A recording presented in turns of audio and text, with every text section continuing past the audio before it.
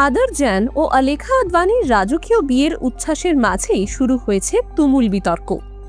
বিয়ের স্পিচে আদর তার পুরনো প্রেমের সম্পর্কগুলির কথা বলতে গিয়ে 4 বছরের প্রেমিকা তারা সুতারিয়াকে ঘিরে একটি বিতর্কিত মন্তব্য করেন। তিনি বলেন, বিয়ের আগে আমার সব সম্পর্কই ছিল টাইম পাস। আর নেটিজেনরা তার এই টাইম পাস কমেন্টের সঙ্গে তারা সুতারিয়াকে জড়িয়ে ফেলেছেন। যদিও তারা সুতারিয়া নিজে এই মন্তব্য নিয়ে কিছু বলেননি, তার মা ইনস্টাগ্রামে একটি জবাব দেন। তারার মা লিখেছে, যদি তোমার বয়ফ্রেন্ড বা স্বামী তোমাকে অসম্মানজনক কিছু বলে, তাকে বলো সেটা কাগজে লিখে তার মাকে বা ভবিষ্যতে তার মেয়েকে দেখাতে।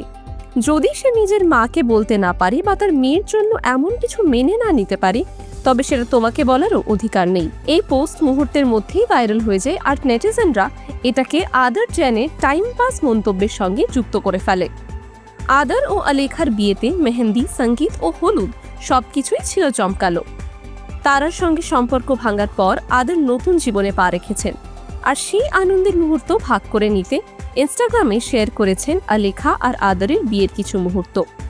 ক্যাপশনে লিখেছেন, শুধু তুমি আর আমি, এখন আর কিছুই গুরুত্বপূর্ণ নয়, আমরা সব সময় একসঙ্গে থাকব, অলওয়েজ অ্যান্ড ফরএভার। নেটিজেনরা যদিও আদরের মন্তব্যের জন্য তাকে তুলোধনা করেছেন, তবে নবদম্পতি এখনও কোনো প্রতিক্রিয়া দেননি। জানা গেছে, তারা ও আলেখা আগে খুব ভালো বন্ধু ছিলেন এবং এখনও একে অপরকে ইনস্টাগ্রামে ফলো করেন, যা অনেকের কাছেই একটা অবাক করার মতো বিষয়। বলিউডের আরও আপডেটস পেতে চোখ রাখুন টাইমস নাও খবরে।